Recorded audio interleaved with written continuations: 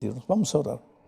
Padre amado, gracias por tu palabra. Vamos a abrirla ahora, vamos a leer el texto bíblico. Y Señor, trabaja en el corazón de tanta gente que está en el valle de la decisión, aquí y en otros lugares. Gente que tiene que decidir, que tiene que entregarse, pero que todavía no lo ha hecho. Muéstrate soberano, todopoderoso en este momento y toca nuestro corazón. En el nombre de Jesús. Amén. El texto bíblico para hoy está en San Juan capítulo 11. Es una de las historias más conocidas del ministerio de Cristo. Es un milagro. Hemos visto esta semana cómo Dios hizo andar paralíticos, cómo Dios abrió el ojo de los ciegos, cómo Dios curó a una mujer enferma. Dios hizo maravillas. Resucitó a la hija de Jairo. Pero hoy vamos a ver la resurrección de Lázaro, que es un caso dramático y que nos enseña muchas lecciones. Vamos al texto. A partir del versículo 1 dice: estaba entonces enfermo uno llamado Lázaro, de Betania, la aldea de María y de Marta su hermana. María, cuyo hermano Lázaro estaba enfermo, fue la que ungió al Señor con perfume y le enjugó los pies con sus cabellos. Enviaron pues las hermanas para decir a Jesús: Señor, he aquí el que amas está enfermo. En la ciudad de Betania, interesante, Betania queda a 5 kilómetros de Jerusalén. Tuve el privilegio de estar en Jerusalén. 5 kilómetros para allá está Betania. Era una ciudad pequeñita. Cuando Jesús estaba más o menos ahí caminando por Jerusalén, llegaba la noche, siempre iba con sus discípulos a dormir a Betania, porque en Betania tenía un amigo llamado Lázaro. Eran 3 hermanos: Lázaro, el hombre, en esos tiempos el que trabajaba, solo luchaba para traer el pan a la casa, y 2 hermanas, Marta, la hermana mayor, y María, la hermana menor. Esta María es la misma, dice el texto bíblico, que echó perfume a los pies de Cristo, le secó con los cabellos, porque Jesús la había transformado, la encontró en la miseria de la vida, la transformó. Bueno, Marta era una buena cocinera, cocinaba rico. Y yo creo que a Jesús le gustaba comer la comida de Marta.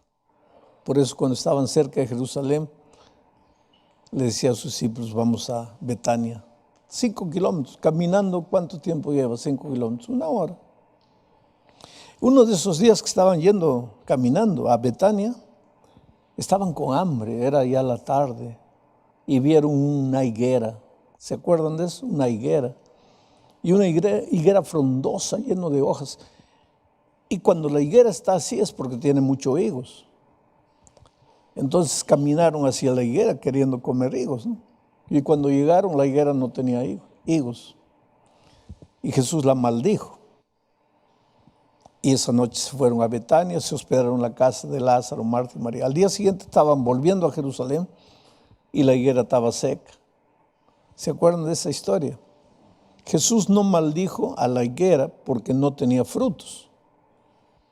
¿Por qué creen que maldijo a la higuera? Porque no teniendo frutos, parecía que tenía. O sea, si en tu vida no hay frutos, eso no es lo ideal. Dios quiere que tu vida como cristiano sea una vida fructífera. Pero lo peor es no tener frutos y parecer que tienes frutos. ¿Sí? En el fondo de tu corazón eres malo, pero cuando estás en público pareces bueno, ¿no? Pareces conservador, estricto, rígido, pero en el fondo eres un pobre hombre derrotado. Ahora, Jesús no queda triste porque eres derrotado, aunque eso no le gusta y Él te puede hacer victorioso. Lo que a Él lo deja triste es que el derrotado en público parezca el victorioso, ¿no? El ejemplo de todos, cuando no es nada.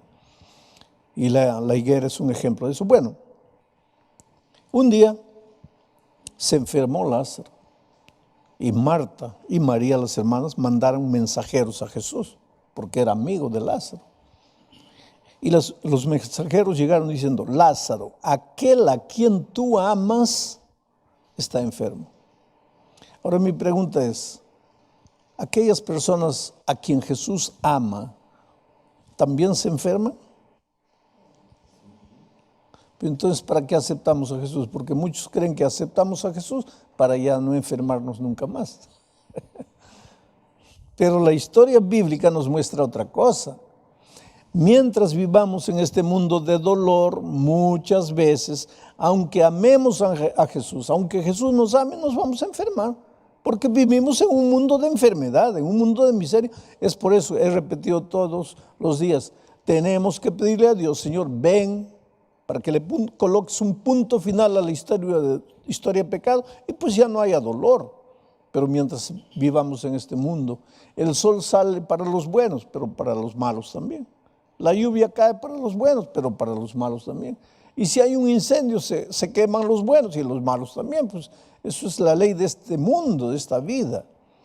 Y ahora el Lázaro, el hombre a quien Jesús amaba, su amigo personal, estaba enfermo. Lo interesante es lo siguiente.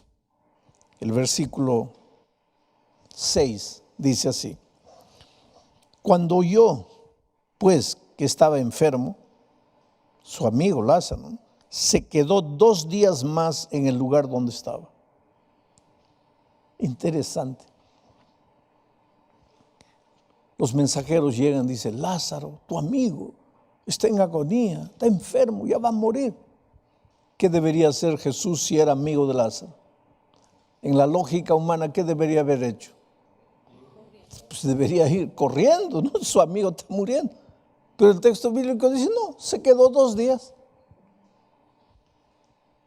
Ese es un misterio que lo vamos a explicar más adelante. Bueno, pasaron 2 días. Le dijo a sus discípulos: bueno, ahora ya vamos. Pero cuando llegan, Lázaro ya estaba muerto. Y la pregunta es: ¿por qué Jesús demoró? ¿Por qué Jesús no respondió en el momento? Yo podría forzar mucho el texto bíblico si dijera que esos mensajeros que fueron donde Jesús y le dijeron: Lázaro, el hombre a quien tú amas, está enfermo, que esos mensajeros podrían ser nuestras oraciones, que nosotros a veces le mandamos nuestros mensajeros a Dios, nuestras oraciones. Señor, necesito empleo, y Él no nos da. Señor, estoy enfermo, y Él no nos cura. Señor, te necesito en mi vida, y nada, parece que no aparece. Lázaro murió, y las hermanas se quedaron tristes, tanto así que cuando Jesús llegó a la casa, Lázaro ya estaba muerto. Se demoró 2 días. 2 días más caminando hasta llegar. Cuando llegó ya habían pasado 4 días. Un cadáver de 4 días. En aquellos tiempos que no habían esas bóvedas de hielo ahí, que el cadáver puede quedarse 1 mes sin descomponerse. En esos tiempos no había nada de eso. En 4 días el hombre ya estaba descompuesto. Dice la Biblia, ya olía mal. Ya estaba descompuesto. Y cuando llegó, Marta salió, porque dijeron: está llegando Jesús. Ahí Marta salió a recriminar a Jesús. Le dijo: Señor, ahora ya, ¿para qué pues? ¿Ya para qué viniste? Cuando te necesitamos, cuando te llamamos, cuando todavía estabas vivo, te rogamos, te mandamos mensajeros y no viniste. Ahora ya para qué pues? Ya está muerto ya. Y Jesús dijo una cosa interesante: Él no está muerto. El que cree en mí, aunque esté muerto, vivirá. Y le dijo una cosa interesante a los discípulos: él está durmiendo, yo voy a despertarle del sueño. Ahora yo les pregunto a ustedes: ¿Lázaro estaba muerto o estaba durmiendo? ¿Qué piensan ustedes? Estaba muerto. Claro que estaba muerto, ya estaba descompuesto. ¿Y por qué Jesús dijo está durmiendo? ¿Por qué? Porque para los que creen en Cristo, la muerte es un sueño. La muerte es un sueño. Porque cuando Cristo venga, todos los que han muerto en Cristo despertarán. Pablo, escribiendo a Tesalonicenses, dice que cuando el ángel haga sonar la trompeta, los muertos en Cristo resucitarán primero. Por eso yo personalmente, yo digo, yo no tengo ganas, no tengo miedo de morir. Si mañana tengo que morir, pues muero. Yo ya viví, claro, ustedes jovencitos todavía no, pero yo ya viví todo lo que tenía que vivir. Ya cumplí con mi familia, ya cumplí la misión de predicar el Evangelio, sigo predicando. Si mañana el médico me dice, pastor, tiene 2 días de vida, ¿para qué tengo que estar llorando? Ay, Señor, no quiero morir, no quiero morir. Si yo creo en la resurrección, yo sé que voy a descansar. Pero cuando el ángel haga sonar la trompeta, voy a resucitar. Y voy a ver a mi papá, a mi mamá, a los amigos que la muerte me arrancó. Los voy a abrazar. Esa es la esperanza del cristiano. El cristiano no debe buscar la muerte. Pero el cristiano tampoco tiene que tener miedo de la muerte. Porque la muerte para el cristiano es como un sueño. ¿Tú cuando sueñas tienes hambre? ¿Durmiendo tienes hambre o no? Pero el que sueña no tiene hambre. Cuando sueñas tienes odio, tienes amor. Cuando sueñas, ¿sabes lo que Jesús está diciendo aquí? Porque ustedes han escuchado hablar por ahí que cuando el hombre muere, su espíritu sale. Si fue bueno, se va al paraíso. Si fue malo, se va al infierno. Si fue más o menos malo, se va al purgatorio. Y otros dicen, no, el alma sale y se reencarna. Y otros dicen, no, nosotros ya hemos vivido en otras vidas. Pero la Biblia dice todo diferente. Miren lo que la Biblia dice.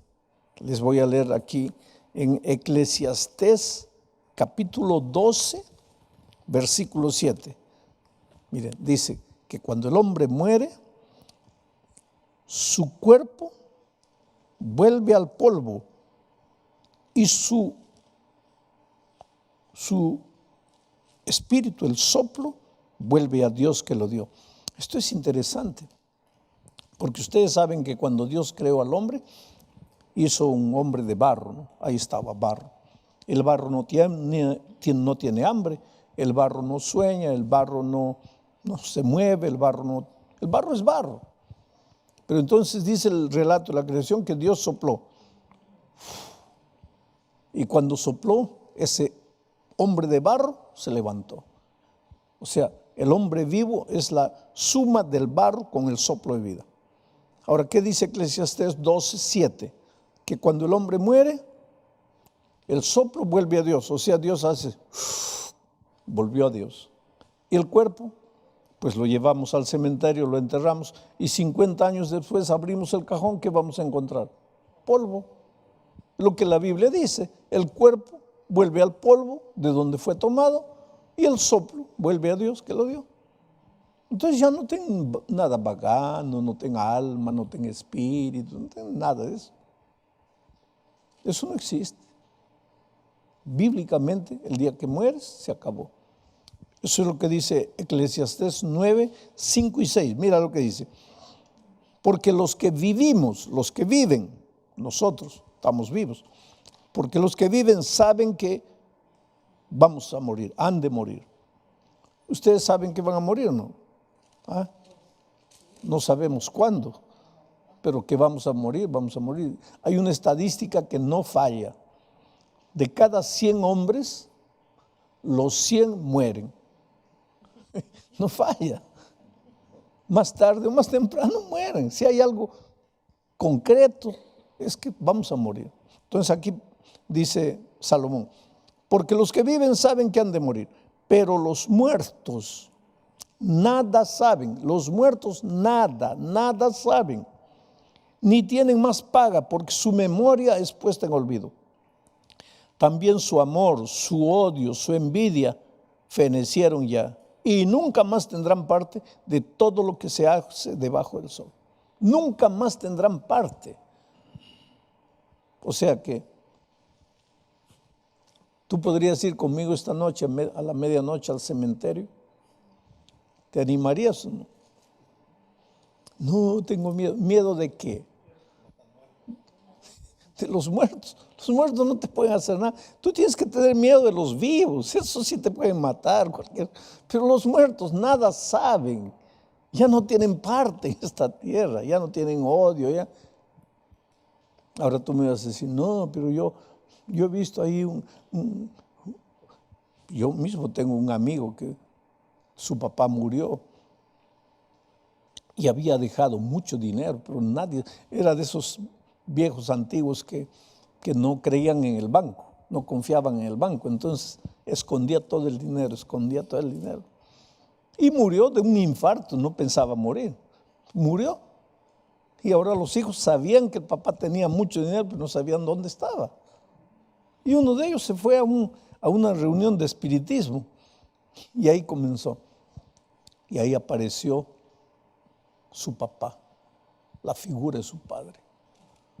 Y el hijo le preguntó, ¿dónde está el dinero? Y él le dijo, mira, está en tal lugar, ve, El hijo fue, encontró el dinero. Y ahora él dice, yo hablé con mi papá, con el espíritu de mi padre, y aquí está la prueba, aquí está el dinero. Él habló con alguien, pero no con el espíritu de su papá. Porque el día que su papá murió, pues ya el soplo volvió a Dios. ¿Y el cuerpo? Entonces, ¿con quién habló? Con el diablo. Porque el diablo se disfraza de espíritu de vivos para engañar a los seres humanos. Porque la Biblia dice que cuando el hombre muere, se acabó, ya no hay nada. Por eso Jesús le dijo a sus discípulos, no tengan miedo, voy a despertarlo. Y por eso cuando Marta salió diciendo, Señor, ya llegaste tarde, ya murió, Jesús le dijo, calma ahí. El que cree en mí no está muerto, va a vivir. Ahí llegó a la tumba de Lázaro. Y ahí vino la palabra de Dios. Bendita palabra de Dios. Cuando no había cielos ni tierra, Dios dijo, sea la luz. Y la luz apareció. Aparezcan los animales aparecieron. La palabra creadora. Cuando Jesús estuvo en esta tierra, encontró a un paralítico. Levántate. Ahora llega a un cadáver. Cualquiera diría, Jesús está loco. ¿Qué está hablando con un muerto? Los muertos nada saben. Pero Jesús dijo, levántate, sal. Y el muerto se levantó. Ya estaba podrido. Ya estaba en estado de descomposición. Y sin embargo se levantó y salió. Porque hasta los... Y saben, yo escuché a un grande predicador una vez decir así. Jesús tuvo que decir, Lázaro, sal. Porque si no hubiera dicho Lázaro, si hubiera dicho, levántate, sal, todos los muertos del mundo se hubieran levantado. Entonces Jesús tuvo que decir, Lázaro, solo tú. Los otros se quedan durmiendo hasta la segunda venida. Lázaro, solo tú. Lázaro, sal. Y el muerto que estaba en estado de descomposición se levanta para encontrarse con Jesús. ¿Sabes la gran lección que yo encuentro aquí? Es que para Jesús no hay muerte. Para Jesús nada está muerto. No digas, mis sueños han muerto. No. Si tienes a Cristo, tus sueños no han muerto. Mi vida ya está acabada. No, si tienes a Cristo, tu vida no está acabada. Mi matrimonio ya no tiene vida. No, con Cristo todo tiene vida. Mi hijo está en las drogas, está perdido. No, con Cristo no. Yo he visto a Dios hacer maravillas, hacer milagros. Pero para eso tienes que creer. Y ya he repetido todos estos días. Creer no es mover la cabeza. Así cualquiera cree. Creer es acción.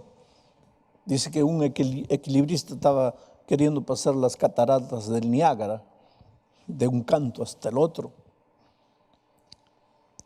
por una cuerda.